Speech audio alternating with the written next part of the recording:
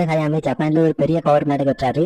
ஜப்பான்ல ஒரு பெரிய இடத்துக்கு வர இதே மாதிரி தான் நம்ம சேர்மன் பெர்சனா வந்திருப்பாரு. ரெண்டு பேரும் ஃபர்ஸ்ட் ஒரு நல்ல ஃப்ரெண்ட்ஸா தான் இருக்காங்க. இவங்க அண்டர் கிரவுண்ட்ல இருந்து ஜப்பானோட கவர்மெண்ட் ரீல் பண்றாங்க அப்படின்னு கூட வச்சுக்கலாம். இதுல ஒரு பெரிய அத்தாரிட்டி இருக்குது கவர்மெண்ட் கண்ட்ரோல் பண்ணக்கூடிய அளவுக்கு. ஆனா இது எல்லாத்தையும் நம்ம சேர்மன் பெருசா பண்ணுவாரு. சோ இது வந்து ஹயாமிக்கு பிடிக்கல. அப்போதுல இருந்து நம்ம சேர்மன் பெருசு இருக்கக்கூடிய அந்த ஒரு இடத்துக்கு வரணும் தான் பிளான் பண்ணிட்டு இருக்காரு. அவரால் போட்டு வின் பண்ண முடியாம போக இப்படி ஏதாவது நடந்தா இந்த மாதிரி தான் பண்ணணும் அப்பவே பிளான் பண்ணிட்டு தான் இருந்திருக்காரு. சோ இப்போ எல்லாருமே சரௌண்ட் பண்ணி சேர்மன் ஆகணும் ட்ரை பண்ணிட்டு இருக்காரு. அப்படியே நம்ம பிரசன்ட்டுக்கு வந்தோம்னா ஹசாட் எப்படி ஹயாமி டீமுக்கு வந்தா அப்படின்னு சொல்லி பார்த்தா சேர்மன் கூட நடந்த பிரச்சனை எல்லாம் முடிஞ்ச பிறகு ஹயாமி தான் அவனை கூப்பிட்டு அவர் கூட சேர்ந்து ஒர்க் பண்ண வச்சிருக்காரு. அங்க இருக்கக்கூடிய எல்லாருக்கிட்டே நீங்க நினைச்சாலும் இந்த தீவை விட்டு வெளியே போக முடியாது, எங்களோட ஆட்கள் ஃபுல்லாவே சரௌண்ட் பண்ணிட்டாங்க, நீங்க நினைச்சாலும் இந்த தீவை விட்டு தப்பிச்சு போக முடியாது அப்படின்னு சொல்ல ஆல்ரெடி இந்த தீவை விட்டு தப்பிச்சு போக ட்ரை பண்ண ஒரு 4 பேரை காமிக்கிறாங்க. ஆல்ரெடி ஹயாமியோட ஆட்கள் பிடிச்சு வச்சிருக்கிறத பார்த்து டோகோ இருக்காங்கல்ல, இவங்க உங்களோட ஆட்கள் தானே, ஆல்ரெடி உங்க கூட தானே சேர்ந்து ஒர்க் பண்ணாங்க அப்படின்னு சொல்லி ஹயாமி கிட்ட கேட்கும்போது அவர் சொல்லுவாரு, என்ன யாராட்டும் ஏமாத்திட்டு தப்பிச்சு போகணும்னு நினைச்சா உங்களுக்கு இதுதான் நடக்கும். அது மட்டும் இல்லாம உங்க எல்லாருக்கும் 2 சாய்ஸ் மட்டும் தான் இருக்குது. நீங்க என் பக்கம் வந்துருங்க, இல்ல நான் இங்க செட் பண்ணி வச்சுக்கிற பாம்புல வெடிச்சு செத்து போங்கடா அப்படின்னு சொல்ல இருக்கக்கூடிய எல்லா மெம்பர்ஸ் அடுத்து என்ன பண்ணு சொல்லி பேக்கர் இருக்கும்போது அப்படியே அரேனா கூட காமிக்கிறாங்க. இருக்கக்கூடிய ஆடியன்ஸ் எல்லாரும் பேக்ரவுண்ட்ல என்ன நடக்குது அப்படிங்கறதே தெரியாம என்ஜாய் பண்ணிட்டு இருக்கிறத காமிக்கிறாங்க. இந்த சீனை கட் பண்ண ஆடம் இருக்கிறாங்களா, அவன் ஹயாமியோட ஆட்கள் கூட தான் சண்டை போட்டுட்டு இருக்கான். இவ்வளவு அடிச்சா திரும்ப வந்துட்டே இருக்காங்கடா அப்படின்னு சொல்லிட்டு இருக்கேன். இவன் வந்து பயங்கரமா இன்ஜூரி இருக்கான், இருந்தாலும் நான் ஆடமுக்கு ஹெல்ப் பண்ணுவேன் அப்படின்னு சொல்லிட்டு அந்த வீல் சேர்ல இருந்து எந்திக்க ட்ரை பண்ணும்போது நான் ஃபுல்லாவே ரெக்கவரி ஆகல, நீ சண்டை போட வந்தாலும் உனக்கு தான் பிரச்சனை வரும், கன்னட சீக்கிரமா அவனை கூப்பிட்டு நடத்திட்டு போங்கன்னு சொல்லிட்டு அங்க இருக்கக்கூடிய ஹயாமியோட ஆட்கள் எல்லாரையுமே ஆடம் எடுத்து சமாளிக்க ஆரம்பிக்கிறான். அவன் சொன்ன மாதிரியே கன்னட இமாய் கூப்பிட்டு அந்த இடத்துட்டு போக இமாய்க்கு விருப்பமே இல்ல ஆடம் அப்படி சும்மா விட்டுட்டு வரதுக்கு. சமயத்துல மத்த ஃபைட்டர்ஸ்னே ஹயாமியோட ஆட்கள் சுத்து போறதை காமிக்கிறாங்க. ஹயாமி சேர்மன் பெருசு கிட்ட நீ இந்த போஸ்ட்ல இருந்து நீயா விலகிறியோ இல்ல உனக்கு தான் பிரச்சனை வரும் அப்படின்னு சொல்லும்போது அது விஷயம் விட்டு கொடுக்குற மாதிரி தெரியல, நான் விலக முடியாது அப்படின்னு சொல்லும்போது என்னால ஒண்ணுமே பண்ண முடியாது, எல்லாரும் இந்த இடத்துல இருந்து சாகிடுறா அப்படின்னு சொல்லுவோம். அங்க இருக்கக்கூடிய மெம்பர்ஸ்ல ஒருத்தர் இப்படி பண்ணா வேர்ல்டு லெவல்ல உனக்கு ஒரு பெரிய பிரச்சனை வரும் அப்படின்னு சொல்ல இந்த வேர்ல்டையும் கவர்மெண்ட் எப்படி சமாளிக்கிறேன் எனக்கு தெரியும், இதெல்லாம் ஒண்ணு சொல்ல வேண்டாம் அப்படின்னு ஹயாமி ரொம்பவே கான்பிடண்டா இருக்காரு. இவன் இவ்வளவு கான்பிடண்டா இருக்கிறத பார்த்ததும் ரீனா யோசிக்கிறாங்க, இவனுக்கு பேக்கப்பா கண்டிப்பா ஒரு பெரிய ஆள் இருந்தே ஆகணும், அப்பதான் இவன் இந்த மாதிரி பேசுவோம் அப்படின்னு சொல்லி யோசிக்க இந்த சீனுக்கு கட் பண்ணா சீசா டாக்டர் இருக்கார்ல, அவருமே அவரால் முடிஞ்ச அளவு எல்லாருமே தடுக்க ட்ரை பண்ணிட்டு இருக்காரு. உள்ள 2 பேர் என்ன நடக்குதுன்னே தெரியாம இருக்காங்கடா, ஏன்டா இப்படி பண்றீங்க அப்படின்னு சொல்லி நீங்க யோசிக்க ஆசைக்காக ஒரு டேப் மூலமா அரேனால என்ன நடக்குது அப்படிங்கறத பார்த்துட்டு இந்த மாதிரி ஒரு நார்மல் பர்சன்லாம் இந்த மாதிரியான ஒரு விஷயத்தை என்னோட வாழ்க்கையிலே பார்க்க முடியாது அப்படின்னு சொல்லி யோசிச்சு பார்த்துட்டு இருந்து இந்த மேட்ச்ல இருந்து விளையாடக்கூடிய 4th லெட்டர் எடுக்கிறாரு. டோர்னமெண்ட் மூலமா உங்களை பத்தின நிறைய விஷயங்கள் தெரிஞ்சுக்கணும்னு ஆசைப்பட்டேன், பட் என்ன அந்த மாதிரி எதுவும் நடக்காது போல அப்படின்னு சொல்லி யோசிக்க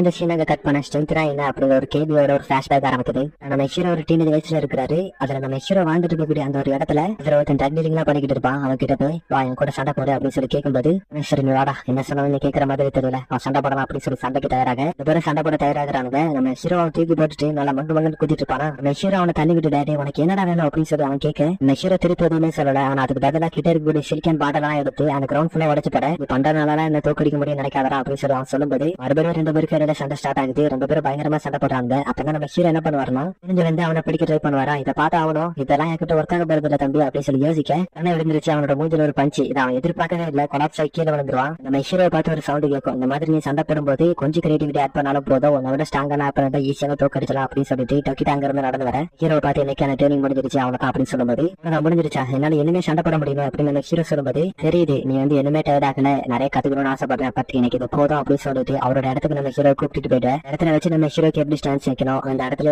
எந்தெந்த தப்புலாம் பண்ணா அப்படிங்கறதெல்லாம் பாத்துருப்பாரு. சோ அது எல்லாத்தையுமே கரெக்ட் பண்ண ஆரம்பிக்கிறாரு. நீ வந்து இனிமே நிக்கோ ஸ்டைல மாஸ்டர் பண்ணல, ஆனா நீ பண்ண பேபி வாக் பண்ணக்கூடிய அந்த ஒரு ஸ்டேட்டுக்கு வந்திருக்க, உனக்கு நடக்க தெரிஞ்சா மட்டுமே போதும், எந்த பாத்தை சூஸ் பண்ணணும் அப்படிங்கறத நீயே முடிவு பண்ணிக்கலாம் அப்படின்னு சொல்லும்போது நம்ம ஹீரோ பார்த்து அவனோட பிசிக் வந்து நல்லாவே ட்ரெயின் ஆயிடுச்சு. இந்த ஏஜுக்கு இந்த பிசிக் போதும், இந்த பாடியை வச்சு எல்லா டெக்னிக்கும் ஈஸியாவே புல் ஆஃப் பண்ணலாம், எனக்கு தெரிஞ்ச டைம் வந்துருச்சு நினைக்கிறேன், நாளைக்கு உனக்கு நிக்கோ ஸ்டைலோட சீக்கிரம் டெக்னிக் சொல்லி தரேன் அப்படின்னு சொல்லிட்டு நம்ம ஹீரோ பார்க்கும்போது இந்த சீனுக்கு கட் பண்ண அடுத்த நாள் நம்ம ஹீரோ கூப்பிட்டு ஒரு காட்டுக்குள்ள நடந்து போயிட்டு போயிட்டு இருக்கும்போது இந்த இடத்துல வச்சுதான் நானும் என்னோட ஃப்ரெண்டும் அந்த சீக்கிரம் டெக்னிக்கை கத்துக்கலாம்னு நினைச்சோம். அன்பார்ச்சுனேட்லி அவனால அந்த டெக்னிக்கை கத்துக்கவும் முடியல, அந்த டெக்னிக்கை கத்துக்கிற முயற்சியில இறந்து போயிட்டான் அப்படின்னு சொல்ல அவங்க 2 பேரும் சேர்ந்து அந்த காட்டோட நடுப்பகுதிக்கு நடந்து வந்துட்டேன். ஓகே நம்ம பிராக்டிஸ் பண்ணக்கூடிய இடத்துக்கு வந்துட்டோம் அப்படின்னு நிக்கோ சொல்லும்போது நம்ம ஹீரோ நான் இந்த காட்டுக்குள்ள வந்ததுல இருந்து நோட்டீஸ் பண்ணிட்டேன், இந்த காட்டுக்குள்ள வந்ததுல இருந்து என்ன ஒரு அனிமல் கூட பாக்கல அப்படின்னு சொல்லும்போது இந்த காடானது இந்த இடத்தோட வித்தியாசமான மேக்னிடியூட்ல அமைச்சிருக்கிற காரணத்தினால காட்டுக்குள்ள எந்த ஒரு அனிமல்ஸுமே வாழ முடியாத அட்மாஸ்பியர் உண்டா இருக்கு அப்படின்னு சொல்லும்போது ஒரு பயங்கரமான காட்டுக்குள்ள இருந்தா நீ பிராக்டிஸ் பண்ணிட்டு வந்திருக்க அப்படின்னு சொல்லி நம்ம ஹீரோ கேட்கவும் நம்ம ஹீரோ கிட்ட கொஞ்சம் வெயிட் இருக்கக்கூடிய ஒரு வேஸ்ட் கிலோ மாதிரி ஒண்ணு கொடுத்துட்டு வந்து 2 சைடு ஒரு 11 kg கிட்ட இருக்கும் அப்படின்னு சொல்ல நம்ம ஹீரோ இதெல்லாம் ஒண்ணுமே இல்ல அப்படிங்கிற மாதிரி கையை சொல்லிட்டு இருப்பான். அப்ப நிக்கோ நம்ம ஹீரோ பார்த்து ஒரு சீரியஸான ஃபேஸோட நாம இந்த இடத்துல ஃபைட் பண்ண போறோம் தயாராகி அப்படின்னு சொல்ல இந்த ஃபைட் ஆனது நீ என் மேல ஒரு ஹிட் லேண்ட் பண்ற வரைக்கும் முடியவே போறது கிடையாது, முன்ன மாதிரி வாங்கிட்டு நார்மலா தான் சண்டை போடுவேன் அப்படின்னு எதிர்பார்க்காத அப்படின்னு சொல்லவும் நம்ம ஹீரோ வந்து இதை சீரியஸாக எடுத்துருக்க மாட்டான், காமெடி பண்றாரு அப்படின்னு நினைச்சிருப்பான். அப்ப நிக்கோ அவரோட ஃபுல் ஸ்ட்ரென்த் கூட்டிட்டு நம்ம ஹீரோ ஒரு பஞ்ச் பண்ணுவோம். அப்பதான் நம்ம ஹீரோக்கு புரியவே வருது காமெடி பண்ணல சீரியஸா தான் சொல்றாரு அப்படிங்கறத நம்ம ஹீரோ புரிஞ்சுக்க அப்ப நிக்கோ நம்ம ஹீரோட தப்பான புரிதலை திருத்த ஆரம்பிக்கிறாரு. அவரோட உயிர் ஒரு இதுல சம்மந்தப்பட்டு இருக்குதுன்னா நீ ஹார்ட் ஒர்க் பண்ணி எப்படியாவது அதுல இருந்து தப்பிச்சு வந்துருவேன், அதை வந்து நம்ம ஒரு ட்ரையல்னு சொல்ல மாட்டோம். அதே மாதிரி உன்னால முடியவே முடியாத ஒரு விஷயத்த பண்ணலாம், உனக்கு தெரியாத ஒரு சீக்ரெட் விஷயத்தை உன்னால மாஸ்டர் பண்ண முடியும், இதான் சீக்ரெட் டெக்னிக் அப்படின்னு நம்ம ஹீரோ பார்த்து சொல்லும்போது இதை நம்ம ஹீரோ கண்டுகிட்ட மாதிரி தெரியல. கையை பிடிச்சி அடிக்கலான்னு போக நிக்கோ நம்ம ஹீரோ போட்டு வெளிக்க ஆரம்பிக்கிறாரு. நம்ம ஹீரோவால அந்த தரையில இருந்து தெளிவா கூட சண்டை போட முடியல. நம்ம ஹீரோ பிடிச்சி உன்னால ஒரு நார்மலான விஷயத்த கூட தெளிவா பண்ண முடியாதுல அப்படின்னு சொல்லிட்டு அடிக்க ஆரம்பிக்கிறாரு. அப்புறம் நைட் ஆகுது. நைட் வரைக்கும் சண்டை போடுறத நம்ம ஹீரோ அங்க சுத்து போன மாதிரி படுத்து கிடக்க. எனக்கு ட்ரைனிங் முடிஞ்சது, கொஞ்ச நாள் ரெஸ்ட் எடுத்துக்க, இந்த ரெஸ்ட் முடிஞ்ச பிறகு மறுபடியும் கூட சண்டை போட வேண்டியது இருக்கும் அப்படின்னு சொல்லிட்டு போக நம்ம ஹீரோ பார்த்தனா அவரால் அவரோட உடம்ப கூட அசைக்க முடியல. எப்படியாவது எந்திரிச்சு அவரோட காயத்துக்கெல்லாம் மருந்து போட்டுட்டு கொஞ்சம் சாப்பாடு மட்டும் சாப்பிட்டுட்டு அதுல வரைக்கும் ரெஸ்ட் எடுத்துட்டு அடுத்து சண்டை போடான்னு கொஞ்சம் எந்திக்க மட்டும் தான் செய்வாரு. ஆனா நிக்க ரெஸ்ட்னு சொல்லியிருப்பாரு. ஆனா உடனே இங்க வந்துட்டு யாரு காலையில வரைக்கும் ரெஸ்ட் சொன்னா, இந்த இடத்துக்கு வரும்போது சொன்னல என் ஃப்ரெண்ட் இந்த இடத்துல ட்ரைனிங் எடுக்கும்போது தான் செத்து போயிட்டான், அவனே மாதிரி சாப்பிடும் தான் நினைக்கிறேன் அப்படின்னு சொல்லிட்டு ட்ரைனிங் ஆரம்பிச்சிட்டேன். அதனால காலையில வரைக்குமே ட்ரைனிங் போகுது. நம்ம ஹீரோ அங்க செஞ்சிருக்காரு. இன்னைக்கான ட்ரைனிங் இதோட போய்க்க முடியுது, இன்னொரு நாள் ட்ரைனிங் இன்னும் கொஞ்ச நேரம் கழிச்சு ஸ்டார்ட் பண்ணுவேன் அப்படின்னு சொல்லிட்டு போக அதனால ட்ரைனிங் ரொம்பவே கடுமையா முடியுது. நம்ம ஹீரோவால ஒண்ணுமே பண்ண முடியல. அதனால ட்ரைனிங்ல கிடைச்ச கொஞ்சம் கேப்ல அவரோட காயத்துக்கு மருந்து போட ஆரம்பிக்கிறாரு. இந்த காட்டிலே கிடைக்கக்கூடிய இலைத்திரைகளை வச்சு அவரோட காயத்துக்கு மருந்து போட அவரோட கண்ணு முன்னாடி ஒரு சென்டிபேடு வந்து வருமா, அதை பிடிச்சி திங்க ஆரம்பிக்கிறாரு. ஏன்னா அவருக்கு சாப்பிடுறதுக்கு 2 நாள் ஒண்ணுமே கிடைக்கல. சோ கொஞ்சம் கொஞ்சமா அந்த காட்டுக்கு அடாப்ட் ஆயிட்டு இருக்கும்போது 3வது நாள் ட்ரைனிங் ஸ்டார்ட் ஆகுது. 3வது நாள் ட்ரைனிங்ல வந்து நம்ம ஹீரோ நல்லாவே சண்டை போட ஆரம்பிக்கிறாரு. இப்படிதான் உன்னோட லிமிட்டர் எப்படி நீக்கும் கத்துக்க அப்படின்னு அந்த நிக்கோ சொல்ல நிக்கோவோட காலை தட்டி அவர் ஸ்டீட பாப்பாரா. அப்ப நிக்கோ சரியா நின்றுட்டு ஹீரோட வயிற்றுல 2 பஞ்சு பண்ணி பருப்பு போட்டுட்டு இன்னைக்கான ட்ரைனிங் முடிஞ்சிருச்சு அப்படின்னு சொல்லிட்டு போகும்போது அப்படியே ஒரு 5-6 நாள் கிட்ட இதே மாதிரி ட்ரைனிங் போய்கிட்டே இருக்குது. அப்படியே இந்த சீனங்க கட் பண்ணி பிரசன்ட் வராங்க. நம்ம ஹீரோ இருக்காருல அந்த ரூமுக்கு வெளியே ஏதோ சவுண்ட் கேட்கறத நம்ம எம்மாசிட்டா நோட் பண்றாரு. வெளியே ஹரு வந்து ஒருத்தன் இந்த ரூம் கூட வரவிடாம தடுத்துட்டு இருக்கேன். ஆனா கொஞ்ச நேரம் போக அவன் நம்ம ஹருவே இங்கே அடிச்சு போடுவான். மெயின் ஹாலுக்குள்ள வந்தனா ஹயமையோட பேச்சு யாருமே கேட்கற மாதிரியே தெரியல, நீங்க எதுவுமே கேட்க மாட்டேங்கிறாங்க அப்படின்னு சொல்லிட்டு ஹயமே ஈமாயோட சீனியர் இருக்காருல அவர்கிட்ட கேட்டு பாக்குறாரு. பேரண்ட்ஸ் வந்து எனக்கு ரொம்பவே லாயலா இருந்தாங்க அப்படின்னு சொல்லும்போது இந்த மாதிரி தான் டெலிவிஷன் கம்பெனியோட சேர்மன் இருக்காருல அவரோட அப்பா அம்மாவுமே ஹயமிக்கு வந்து ஒரு லாயல் பாப்பாட்டா தான் இருந்திருப்பாங்க. இவங்க 2 பேருமே ஹயமி கிட்ட எங்களோட பேரண்ட்ஸ் எப்படி இருந்தாங்க அப்படிங்கிறது எங்களுக்கு முக்கியம் கிடையாது, பட் நாங்க டிஃபரெண்ட், சொல்றதை எங்களால கேட்க முடியாது அப்படின்னு சொல்லிட்டு முட்டாய் பசங்களுக்கு முடிவெடுக்க கூட தெரியலடா அப்படின்னு சொல்ல ஹயமோட ஆட்கள் எல்லாரும் கத்தி எடுத்துட்டு ரெடியாக ஆரம்பிக்கிறாங்க.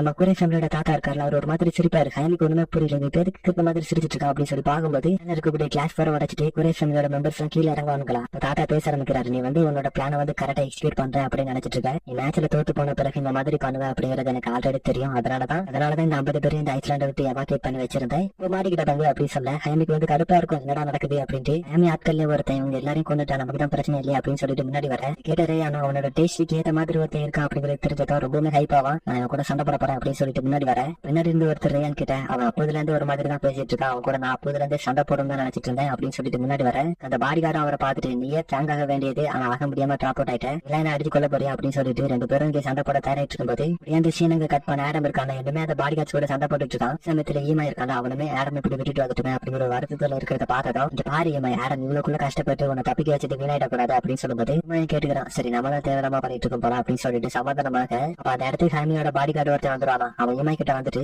2 பேரும் எங்களோட டார்கெட்ஸ் அந்த அளவுக்கு முக்கியம் கிடையாது, இருந்தாலும் வாங்கலாம் அப்படின்னு சொல்லிட்டு சண்டைக்கு தயாராக இவனு வேற வழி இல்லாம சண்டை போட போகும்போது அப்படியே அந்த சீனங்க கட் பண்ணி நல்லா நடக்கக்கூடிய ஃபைட்டை தான் காமிக்கிறாங்க. அங்க பாடிகார்டு ஒரு மாதிரி பேசிக்கிட்டு அவனோட கையில ஒரு குத்துக்கு தீரானோ. அப்படி அவங்க 2 பேரும் மாத்தி மாத்தி அடிச்சுக்கும் போது அப்போ ஒரு டைம்ல அந்த ஃபிங்கரை வந்து பாடிகார்டு வெட்டி விட்டுருவான். அந்த மாடு மாதிரி ஒருத்தர் இருக்காங்க அவன் ஒரு பஞ்சு பண்ணிட்டு துள்ளி வந்து அவனோட ஃபேஸ்லயே ஒரு முடி முடிப்பானா. பாடிகார்டோட ஃபேஸ் வந்து செஞ்சு போகுது. இப்படி இந்த ஃபைட் இந்த இடத்துல குதிரமா முடிய அப்படின்னு சீனங்க கட் பண்ணிட்டு ஈமாய்க்கும் அந்த பாடிகார்டு தேவையான ஃபைட் வந்து கொஞ்சம் நிறுத்தனமா போயிட்டு இருக்க அப்படின்னு சீனங்க கட் பண்ணி காமிக்கிறாங்க. எப்படியா அந்த பாடிகார்டு அடிச்சு போட்டு வந்துட்டான் போல. யமாசிட்டா கிட்ட வந்து இப்ப இந்த இடத்த விட்டு தப்பிச்சு போயிடுங்க அப்படின்னு சொல்ல சடனா அவனோட செஸ்ட்ல வந்து ஒரு கத்தி இறங்கும். யமாசிட்டா ஒண்ணுமே புரியல என்னடா நடக்குது அப்படின்னு சொல்லி வாய பணந்து பார்க்கும்போது அது கூட ஃபைட் பண்ணாத பாடிகார்டு வரான். நான் உங்க கண்டுபிடிச்சிட்டேன் அப்படின்னு சொல்லிட்டு யமாசிட்டா பார்த்து சொல்ல யமாசிட்டாக்கு ஒண்ணுமே புரியல என்னடா பேசுறீங்க அப்படின்னு சொல்லிட்டு ஒரு குழப்பத்துல இருக்கும்போது தர்கான அந்த காட்டுல அவனை தூக்கிட்டு இந்த ஐஸ்லாண்ட் விட்டு வெளியே போயிரு, இந்த ஐஸ்லாண்ட் எனக்கு கொஞ்ச நேரத்துல கொலாப்ஸ் ஆக போகுது, அவன் எப்படியாவது காப்பாத்தி கூட்டிட்டு போயிரு அப்படின்னு சொல்லுவோம். கூட்டு போக வேண்டியது யமாசிட்டா அவங்க கிட்ட மல்லிகிட்ட ஆரம்பிக்கிறாரு. நீங்களே அட்டாக் பண்றீங்க அடுத்து ஏன்னா எங்களை தப்பிச்சு போக சொல்றீங்க அப்படின்னு சொல்லி கேட்கவும் கடுப்பாயிட்டாண்டு நான் உன்ன ஒரு கர்மன் பேர்ல வந்து உன்னை தப்பிச்சு போக சொல்லாதா, அவன் வந்து எங்களுக்கு முக்கியம், அவங்க தூக்கிட்ட ஓமன் உங்க பின்னாடி ஒருத்தர் இருக்காங்க உன்னை உயிரோட கொண்டு வர சொல்லியிருக்காங்க, அதுதான் எங்களோட ஆர்டர், அதனாலதான் நான் உன்னை தப்பிச்சு போக சொல்றேன், நீயே தப்பிச்சு போறான் அப்படின்னு சொல்ல நம்ம ஹீரோ கொஞ்சம் கொஞ்சமா முழிக்க ஆரம்பிச்சிருவாரா. அப்ப அந்த பாடிகார்டு யோசிக்க ஆரம்பிக்கிறான். இப்போ முடிச்சிட்டேன்னு சொல்லும் போது இதனால இப்ப நடக்க முடியும், நமக்கு அப்ப அந்த கிணட்டு போய் தேவையில்லை அப்படின்னு சொல்லிட்டு கொஞ்சம் முடிவெடுக்க எதுக்காக இப்படி ரஷ் பண்றாங்கன்னா ஹயமியோட ஆட்கள் என்ன கொஞ்ச நேரத்துல வந்துருவாங்க அப்படின்னு சொல்லிட்டு தான் ரஷ் பண்ணுவான். நமக்கு ஒரு டவுட் வரும், நீ ஹயமி ஆள் இல்லைன்னா வேற யாருடா அப்படின்னு சொல்லி நமக்கு தோணும். டைம் கொஞ்சம் கொஞ்சமா போயிட்டு இருக்கேன், ஓகே இப்போ கொண்டுருவோம் அப்படின்னு சொல்லிட்டு நம்ம யமாசிட்டாவை கொலை பண்ண வரேன். ஹீரோ தான் யமாசிட்டாவை காப்பாத்துவாரு. அப்ப நம்ம ஹீரோ சடனா கிட்ட போவாரா, எப்போ ஜஸ்ட் மிஸ் ஆயிடுவான். யமாசிட்டாக்கு நம்ம ஹீரோவை பார்க்கும்போது கொஞ்சம் ஆச்சரியமாவே இருக்கும். இப்ப தானே ட்ரீட்மெண்ட் முடிச்சுட்டு எழுந்துச்சு வந்தாரு, டயர்டா இருப்பாரு அப்படின்னு ஒரு தோணல் இருந்தாலும் நம்ம ஹீரோவை பார்க்கும்போது அந்த மாதிரி கொஞ்சம் கூட ஒரு ஸ்டேட்டே தெரியல. ஏதோ ஒன்னு டொக்கிட்டாக்கு ஒன்னும் ஆகாத வரைக்கும் நமக்கு பிரச்சனை இல்லை அப்படின்னு சொல்லி யோசிக்க பாடிகார்டு இருக்காங்க யாரோ ஒருத்தர் மென்ஷன் பண்ணி நம்ம ஹீரோ கிட்ட பேச ஆரம்பிக்கிறான். நீ வந்து டைகரோட தேவைக்கு வந்து ஒருத்தான் இருப்ப அப்படின்னு சொல்லிட்டு டைகர் அப்படின்னு யாரோ ஒருத்தர் மென்ஷன் பண்றான். அந்த டைகர் யாரு நமக்கு தெரியல. இதுவே நமக்கு கொஞ்சம் குழப்பமா இருக்கும். அதுல கூட கொஞ்சம் குழப்பத்தை ஊத்துற மாதிரி அந்த பாடிகார்டு இருக்காங்க அவனுமே நம்ம ஹீரோ மாதிரி அட்வான்ஸ் டெக்னிக்கை யூஸ் பண்ணுவான். அங்க இருந்துட்டு யாரா நீங்க அப்படிங்கிற மாதிரி பாத்துட்டு இருக்காரு. இவன் அட்வான்ஸ் டெக்னிக்கை யூஸ் பண்றத பார்த்ததும் நம்ம ஹீரோக்கு ஒரு விஷயம் ஞாபகம் வருது. உன்னை பார்த்து நீ பக்கோட ஆளுதானே அப்படின்ட்டு ஒரு ஆர்கனைசேஷனை மென்ஷன் பண்ண கேட்கிறாரு. அந்த பக் யாரு டைகர் யாரு அப்படிங்கறது ஒரு பெரிய குழப்பமா இருக்கு. அதே சமயத்துல ஃப்ரெண்ட்ஸ்ங்களுக்கு எதிராக நம்ம ஹீரோ எப்படி சமாளிக்க போறாரு அப்படிங்கறத ஒரு பெரிய கேள்வியே. அந்த சீனை கட் பண்ண நம்ம ஹீரோக்கான ட்ரைனிங் தான் காமிக்கிறாங்க. 6 நாள் ஆயிடுச்சுல, அந்த காட்டுல வந்து நல்லாவே அடாப்ட் ஆக ஆரம்பிச்சிட்டாரு. அவரோட உடம்புக்கு தேவையான ப்ரோட்டீன்ஸ் நியூட்ரியன்ஸ் எல்லாத்தையுமே அங்க இருக்கக்கூடிய பக்ஸ் எல்லாத்தையுமே இன்டேக் பண்ணி தான் சர்வே ஆகுறது. இந்த மாதிரி ட்ரைனிங் வந்து ரொம்பவே கடுமையா போயிட்டு இருக்கு. ஆனா நம்ம ஹீரோவால நிக்கவனால ஒரு பஞ்ச் கூட லேண்ட் பண்ண முடியல.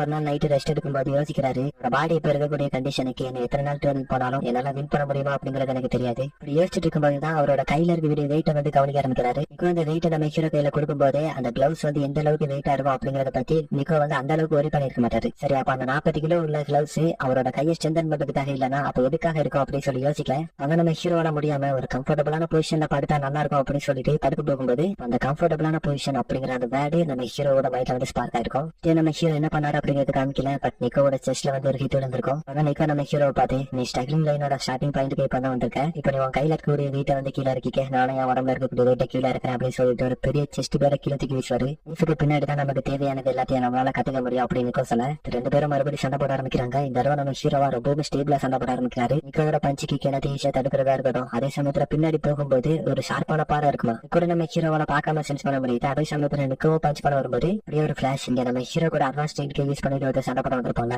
வாய் பழந்து கீழே படுத்து கிடப்பான். அப்ப அதே சமயத்துல இங்க ஹயமே வந்து எல்லாமே கையை மீறி போக இந்த செத்து போகலாம் அப்படின்னு சொல்லிட்டு பாம் ஆக்டிவேட் பண்ணுவாரு. பாம் வெடிக்காதா என்னாச்சு அப்படின்னு சொல்லிட்டு பதட்டமாக ஆரம்பிக்க அவர்கிட்ட அந்த கசாடு எல்லாமே முடிஞ்சிருச்சு. நான் என்னோட ஆட்கள் கிட்ட சொல்லி அப்பவே எல்லா பாமே டீஆக்டிவேட் பண்ண சொல்லிட்டேன். ஃபேமிலியோட மெம்பர்ஸ் உங்களோட ஆட்கள் எல்லாத்தையும் இப்போதைக்கு கட்டுப்படுத்திருப்பாங்க. ஆனா எல்லாம் முடிஞ்சிருச்சு ஹயமி அப்படின்னு சொல்லும்போது ஹயமிக்கு இதை வந்து பிலீவ் பண்ணவே முடியல. ஒரு கோவத்துல சேர்மன் பெருசுகிட்ட நீ எப்படா இப்பெல்லாம் பண்ணலாம் அப்படின்னு சொல்லிட்டு அவர்கிட்ட நடந்து போக ஹசாட அவரை தடுப்பானா. அப்பதான் நம்ம பெருசு சொல்ல ஆரம்பிக்கிறாரு, ஹசாட உனக்கு எதிராக செட் பண்ணது நான் கிடையாது, இது எல்லாம் முதல்ல என்னோட பிளானே கிடையாது அப்படின்னு சொல்ல ஹசாட தண்ணிக்குள்ள வந்தால அப்ப அவனை காப்பாத்துறது வந்து நோக்கி அப்படிங்கிறது தெரிய வருது. இவரால நம்பவே முடியல. நோக்கி வந்து இவரோட வாழ்க்கையில ஒரு காம்படிஷனா கன்சிடர் கூட பண்ணதே கிடையாது. இதெல்லாம் பண்ணதா அப்படின்னு சொல்லிட்டு இருக்க ஒரு ஆச்சரியம். அப்பதான் நம்ம சேர்மன் பெருசுல கீழே விழுந்திருக்கக்கூடிய ஹைமே பார்த்து, நீ என் கூட 1-1 வந்திருந்தா ஈஸியா வின் ஆயிருக்கலாம். பட் எஸ், நீ ஆல்ரெடி வின் ஆயிட்ட. ஆனா நீ ஒரு பொருளாவே மதிக்காதவன் உன்னை தோக்கடிச்சிட்டான். இது உனக்கு ஒரு சரியான எண்டிங் தான் அப்படின்ட்டு நம்ம பெருசா சொல்ல ரெண்டு சீனை கட் பண்ண ஈமே கூட ஒருத்தர் சண்டை போட்டுட்டு இருப்பான். அவனுக்கு ஒரு கால் வருது, எல்லாத்தையும் நிறுத்துக்கப்பா அப்படின்ட்டு. சோ அவனும் ஃபைட்டை பாத்துட்டு நிறுத்திட்டு கிளம்ப நம்ம ஈமைக்கு ஒண்ணுமே புரியல, யாரா நீங்க அப்படின்ற மாதிரி தான் பாத்துட்டு இருப்பான். அப்படின்னு சீனை கட் பண்ண நம்ம ஹீரோவை காமிக்கிறாங்க.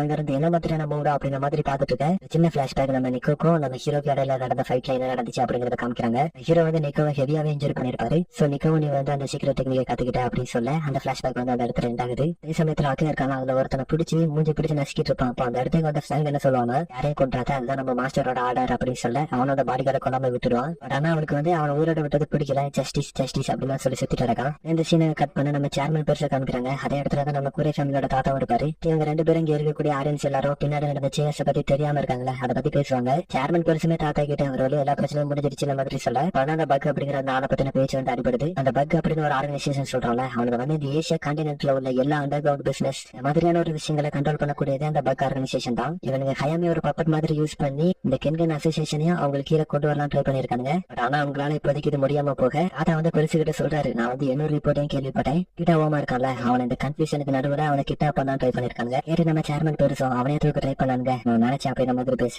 இவருக்கு ஏதோ தெரிஞ்சிருக்குன்னு நினைக்கிறேன். ஆனா தாத்தா கேட்கும் போது அந்த அளவுக்கு தெளிவா பதில் சொல்ல மாட்டாரு. இந்த சீனை கட் பண்ணா கொஞ்சம் பேர் குரூப்பா இருந்து ஹைமே பத்தி பேசிட்டு இருக்காங்க. பிகாஸ் ஹைமே என்னதான் அந்த பக் குரூப்போட பப்பட்டா இருந்தாலும் அவருக்குன்னு ஒரு பெரிய இண்டஸ்ட்ரி கிரியேட் பண்ணி தான் இருந்தாரு. அவரோட கம்பெனி டவுன் ஆகுது அப்படின்னு சொல்லும் போது ஜப்பானோட எக்கனாமியா அடி வாங்கும் அப்படிங்கறத பத்தி பேசிட்டு இருக்கேன். அதே சமயத்துல நம்ம ஹீரோ ஒரு இடத்துல இருந்து சாப்பிட்டு இருப்பாரு. அவரை பாக்குறதுக்காக நோக்கி வருவாரு. வந்ததை பார்த்ததான் நம்ம ஹீரோ நோக்கிக்கிட்ட உனக்கு எவ்வளவுக்குள்ள இந்த விஷயத்தை பத்தி தெரியும் அப்படின்னு சொல்லிட்டு ஏதோ ஒரு விஷயத்தை பத்தி கேட்கிறாரு.